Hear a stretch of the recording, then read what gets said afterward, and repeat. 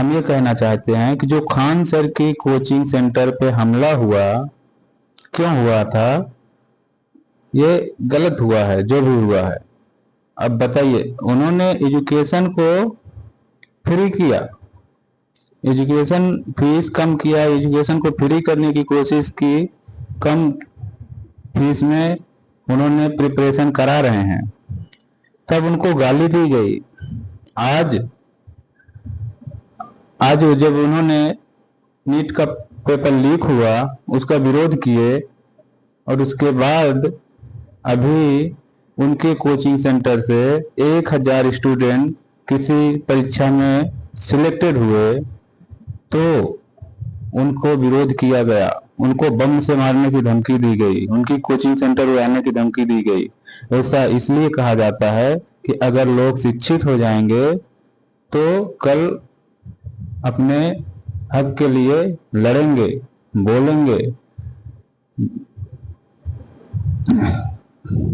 3 minute रोक दो, थोड़ा सा रोक दो। तो मेन मुद्दा क्या है कि ये जो हमारी सरकार है, ये अभी इसमें एक्शन लेना चाहिए, ये गलत कर रही है। एजुकेशन बहुत जरूरी है। इंडिया में रह रहे हो, बेरोजगारी बढ़ती जा रही है, बेरोजगारी बढ़ रही है, तुम किसी को जॉब दिला नहीं रहे हो, रोजगार दिला नहीं रहे हो, किसी तरह से जो गरीब लोग हैं मेहनत करके जब वो सफल हो रहे हैं और प्रिपरेशन कर रहे हैं, किसी तरह से कहीं सफल हो रहे हैं, रोजगार पा रहे हैं, तो तुम उनसे ऐसा व्यवहार कर रहे हो, ये क्या है। हम तो नहीं कहेंगे गलत है, लेकिन दुनिया समझ रही है कि सही है कि गलत है। कुछ तो होना चाहिए ना इसके बारे में, सरकार को सोचना चाहिए।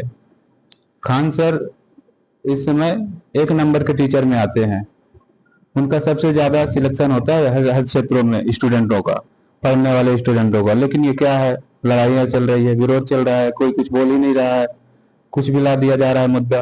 अरे बेरोजगारी में बोलो, पेपर लीक हुआ उस पर कोई बोल ही नहीं रहा है, वही तो विरोध कर रहे हैं।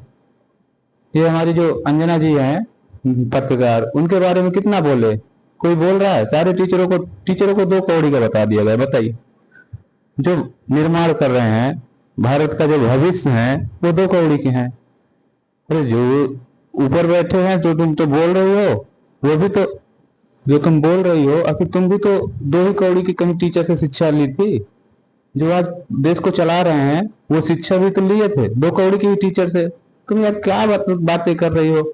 एक एजुकेटेड हो गए, दुनिया को दिखाने वाली न्यूज न्यूज एक स्तंभ है, और तुम इस तरह से बातें कर रही हो, गलत है यार।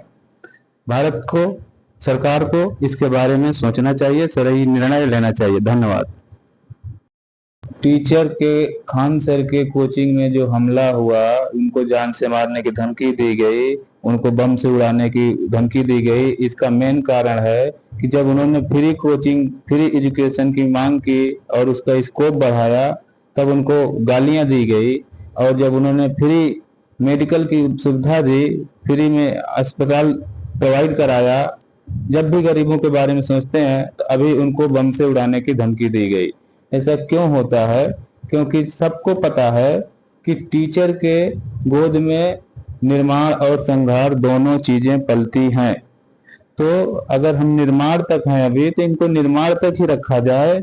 अगर ये जितने स्टूडेंट हैं, जितने भी विद्यार्थी हैं, अगर वो अपने निर्माण के स्टेज को आगे निकल गए तो एजुकेटेड हो जाएंगे, तो वो विरोध करेंगे और पॉलिटिक्स में, राजनीति में सारी बातों को विरोध करेंगे, पकड़ेंगे और वहां तक पहुंच जाएंगे, संघार भी करना चालू कर देंगे। हालांकि इसका राजनीतिक संघार से रीजन नहीं है, इसका साइंटिफिक रीजन है कि चमत्कार ही विनाश है।